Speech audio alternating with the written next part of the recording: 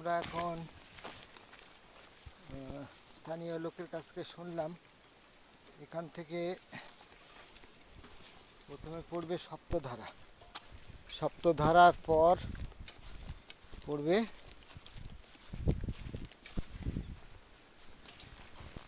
ব্রাহ্মণঘাট।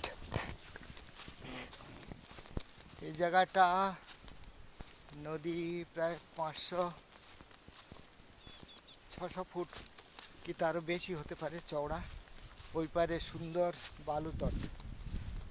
এখানে এপারে কখনো কখনো এরকম সুন্দর মাঠ মতো আর পাকব্যান্ডি, কখনো কখনো ওই সামনে দেখা যাচ্ছে ওই রকম ঝাড়ি পথ, ঝাড়ি সুড়ঙ্গ। তো ঝাড়ি সুড়ঙ্গগুলোর মধ্যে দিয়ে আস্তে আস্তে পার হতে হচ্ছে। কখনো কখনো ডান দিকে 30 ফুট 20 ফুট 30 ফুট এরকম গভীর খাদ, তার পাশ দিয়ে যাচ্ছে। ভয় যদি কখনো ধস নামে, তবে সাধারণতভাবে নামে না, একটা মানুষের কতই বা ওজন। তো ডান দিকে তাকালে ভয় লাগে, ডান দিকে তাকাচ্ছি না, স্রেফ পায়ের দিকে তাকিয়ে তাকিয়ে যাচ্ছি। একটা ঝাড়ি সুড়ঙ্গের মধ্যে দিয়ে ঢুকবো এবার। এখান থেকে একদম খাড়া নিচে 20 ফুট।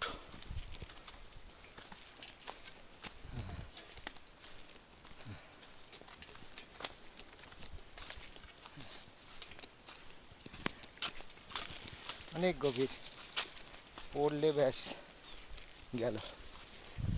আর এই জায়গা এই বর্ষাকালে মা তার গা হাত পা পরিষ্কার করে নিয়েছে সুন্দর করে। মায়ের এক অদ্ভুত প্রক্রিয়া। স্বাভাবিক পদ্ধতিতে যত আবর্জনা এইভাবে সাফ হয়ে যাচ্ছে। ড্যাম তৈরি হলে এসব জায়গা সব কানায় কানায় জল ভর্তি হয়ে যাবে। তো ভারতবর্ষের মধ্যস্থলে বিরাট সমুদ্রের মতো জলাধার তৈরি হবে অমরকণ্টক থেকে গুজরাট পর্যন্ত। ধীরে ধীরে গভর্নমেন্ট সেই দিকে এগোচ্ছে খুব প্ল্যান করে। সময় লাগবে, সব কর্মকাণ্ড চলছে, দেখতে দেখতে যাচ্ছি। খাদের কিনারা দিয়ে এগিয়ে চলেছে। আমরা পথে চড়াই উতরাই দুটোই আছে, কখনো চড়াই পড়ছে কখনো উতরাই। তবে ধীরে ধীরে যে আমরা নিচের দিকে নামছি তাতে কোনো সন্দেহ নেই। জল একবারে স্বচ্ছ নীল, তার কারণ এখানে আশপাশে কোনো বসতি নেই, দূষণ নেই। যেখানে বসতি বা খুব প্রসিদ্ধ ঘাট, সেখানে অনেকে ওই সাবন মেখে তেল মেখে স্নান করছে, এই জন্য সেখানে জল অনেকটা অপরিচ্ছন্ন। কাল রাত্রে যে জায়গাটায় ছিলাম ঘুরপুরা, ওখানে জল এত অস্বচ্ছ যে ওখানে জল খাওয়ার উপযোগী ছিল না, নলকূপের জল খেয়েছি।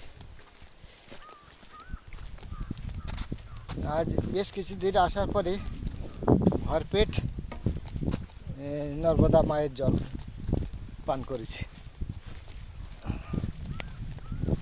সুন্দর প্রকৃতি। পিছন দিকে সূর্যদেব এখন আনুমানিক 11টার কাছাকাছি হবে। তো মিঠি রোদ, হালকা, খুব তেজি নয়। তবে 1 মাস রোদে থাকার ফলে চামড়া এরকম লাল ট্যান হয়ে গেছে। আর এগুলো আবার বিকেলবেলা ভালো করে সর্ষের তেল লাগিয়ে পরিচর্যা করব। পথ চলার শেষ নেই, যেন অনন্তের পথে চলেছি চলেছি আর চলেছি। বাপরে বাপ, তুলসীর মতো গাছ, এগুলো নতুন নতুন উদ্ভিদ দেখছি। সকালে বেশ কিছু পালং পাতা, ধনে পাতা, সর্ষে শাক চিবালাম, কয়েকটা কাঁচা লঙ্কা তুলে ব্যাগে ভরে নিলাম। তো এতদিন ধরে অনেক তেঁতুল গাছের তলা দিয়ে আসছে, একটা তেঁতুল খেতে পাইনি। দেখি কোথায় পাওয়া যায়।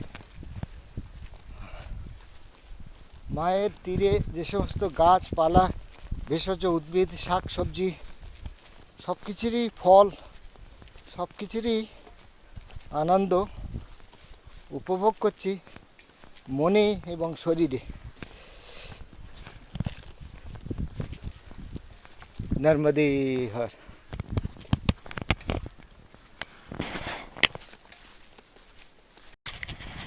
নর্মদে হর। আমরা এখানে এসেছি ব্রাহ্মণ ঘাটের উল্টো দিকে, ব্রাহ্মণ ঘাটের একটু আগে। বিশাল এই জায়গায় ছাউনি করা, কথা বলছি তো ইকো হচ্ছে। খুবই সুন্দর এই জায়গাটি, এত অপূর্ব করে তৈরি করা যে বলার না। মাঝখানে ইকো হচ্ছে, তো এপারের ব্রাহ্মণ ঘাট বলা চলে। এখানে আছে যজ্ঞকুণ্ড। আচ্ছা, এখানে শিব ঠাকুর আছেন, স্বয়ম্ভু লিঙ্গ। নদীর বুক থেকে উঠিয়ে এনে এখানে স্থাপিত করা হয়েছে। নন্দী মহারাজ, খুব সুন্দর জায়গা। ফোটা ফোটা করে শিব ঠাকুরের মাথায় জল পড়ছে। নর্মদে হর। হ্যাঁ, খুবই সুন্দর।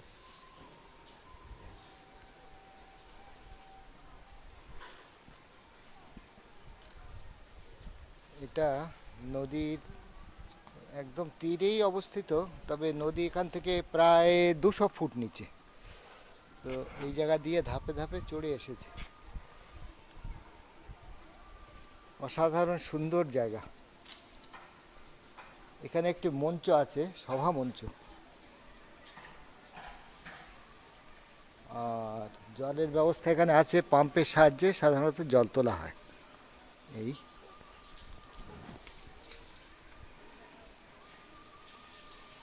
উপরে নর্মদার উপরে একটি সেতু দেখা যাচ্ছে। সেতু দিয়ে সব ভারী যানবাহন চলছে।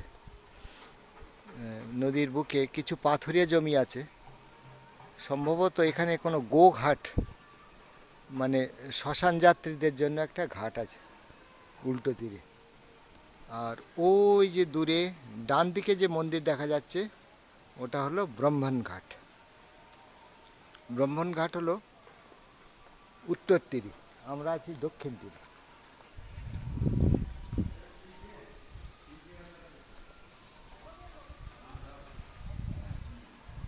জলের ব্যবস্থা খুব সুন্দর, বাথরুম অসাধারণ। ঠিক আছে, তো গোটাটা দেখলাম। পরিক্রমাকারীদের জন্য মনে হয় এই বারান্দাতেই শোয়ার ব্যবস্থা। বেশি লোক হলে এখানেও গরমের সময় থাকতে পারে। সম্ভবত পরিক্রমাকারীরা এখানেই থাকে। সব তালা বন্ধ, আপাতত কাউকে দেখছি না। আর এন্ট্রান্স হলো এইটা, খুবই সুন্দর। নর্মদে হর। নর্মদে হর।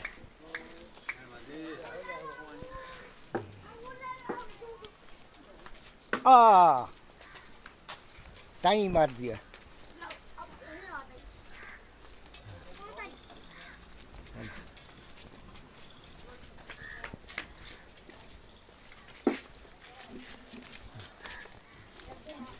नर्मदे हर।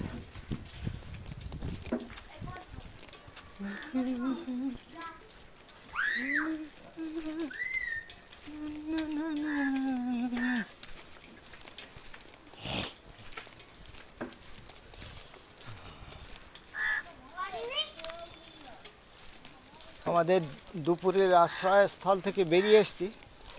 এখন যে জায়গাটা আছি, জায়গাটার নাম সপ্তধারা। এখানে তো ছোটোখাটো মা নর্মদা জলপ্রপাতের আকারে নিচে নামছে 7টি ধারায়, তাই জায়গাটির নাম সপ্তধারা। এই জায়গাটিতে অসংখ্য মন্দির চূড়া সব দেখা যাচ্ছে। ছোট গলি দিয়েই যাচ্ছি, দুটো পুল, একটা যাওয়ার জন্য একটা আসার জন্য, দুটো पुल। धूप बाती यहाँ देखो। अच्छा ठीक है, अच्छा ये आगे दूसरा पुल। ये पुल छोटा सा है और वो बड़ा वाला ठीक है। हमारे यहाँ से रास्ता यहीं से यहीं से रास्ता है, ठीक समझा। अब मिलेगा आगे सप्तधारा। यही है सप्तधारा, ये सप्तधारा। ठीक है। तो फोटो कहाँ से लेंगे? यहीं से और नीचे से है। और थोड़ा कहीं से खींचते चलो। हाँ जी, हाँ जी, चलो। তো এই হলো সপ্তধারা ওয়াটারফলস, মানে মা নর্মদা উঁচু থেকে নিচেতে নামছেন পাহাড়ি পথে 7টি জলধারায়। 7টি আছে কিনা বলা শক্ত, মায়ের গতিপথে যত পাথর সব থাকে সব তো ভেঙে চুরে ফাটিয়ে তিনি চলে যান। তো এখন সপ্তধারা কটি ধারায় আছে বলা মুশকিল। तो यही से फोटो ले लेते। वजह से आगे से देख लेंगे, आगे से अच्छा होता है। नहीं ये तो ठीक ठाक है, हाँ यही से ले लो। है यही ले लेते। हाँ सुंदर जगह।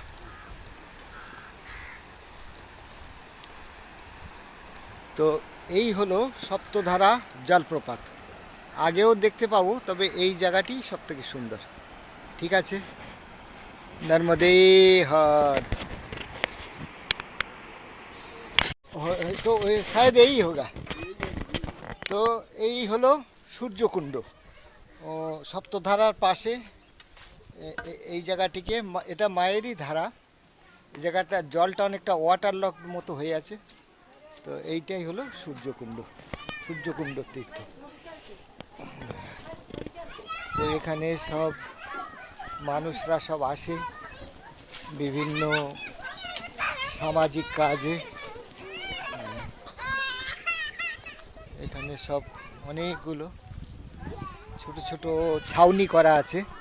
পুরোহিত মশাইরা এখানে পূজা পাঠ ইত্যাদি করেন, দান ধ্যান যজ্ঞ ইত্যাদিরও ব্যবস্থা আছে। নর্মদে হর।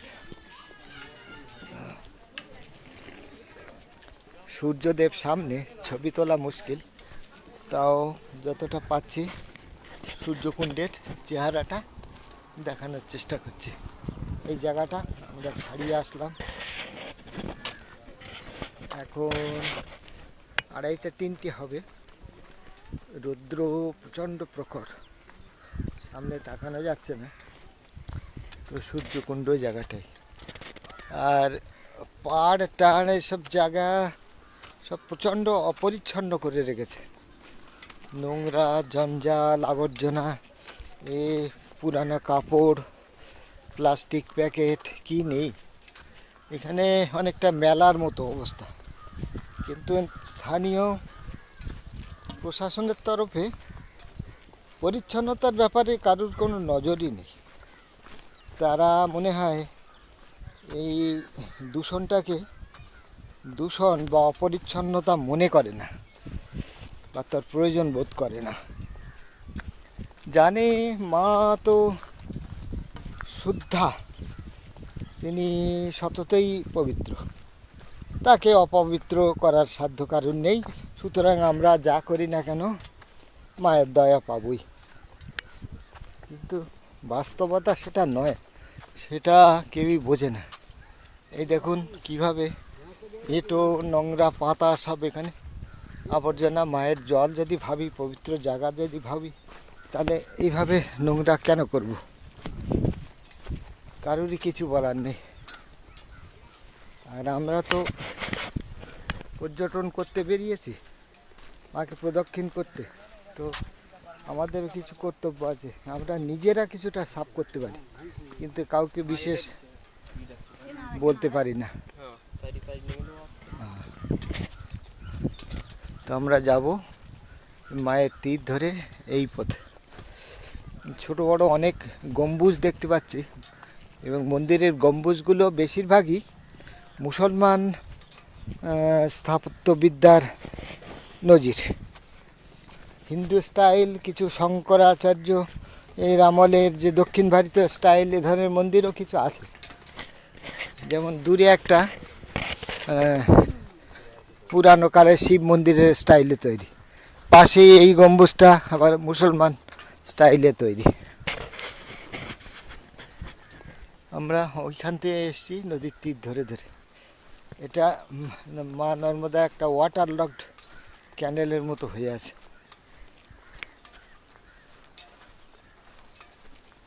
তাহলে সপ্তধারা দেখলাম, সূর্যকুণ্ড দেখলাম,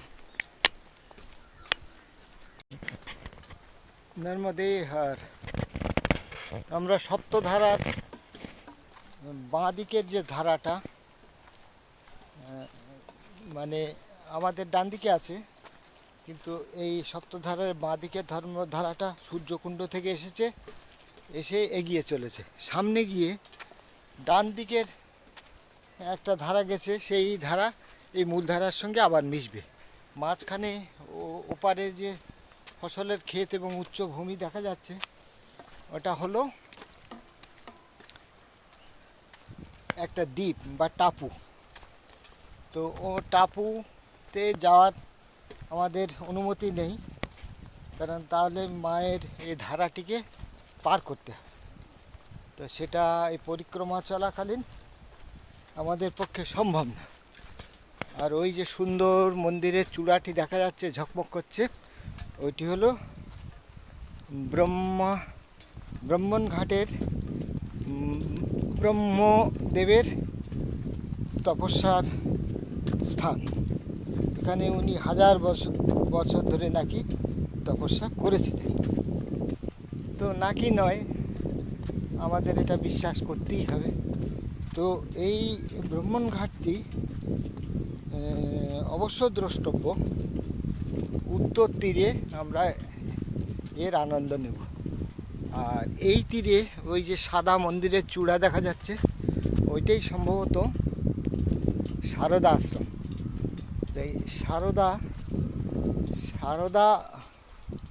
দেবী এখানে শক্তি, ধন এবং বিদ্যা তিনের দাত্রী।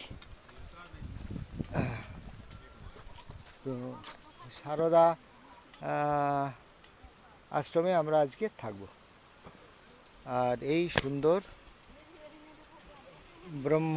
ব্রাহ্মণঘাটের সুন্দর দৃশ্য।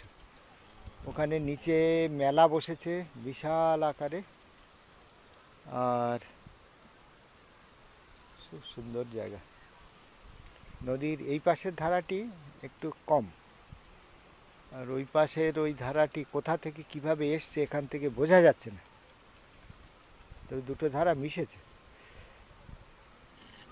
ঠিক আছে। আর এইটা এই দুই ধারার মধ্যে মা নর্মদার একটি টাপু। যখন বন্যা আসে বা বর্ষাকাল হয়, এই ব্রাহ্মণঘাটের এই ব্রহ্মা মন্দির ডোবে না।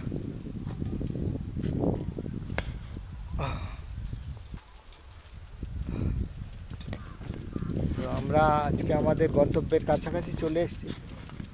এবার এখানে একটু বিশ্রাম নিয়ে তারপর যাব।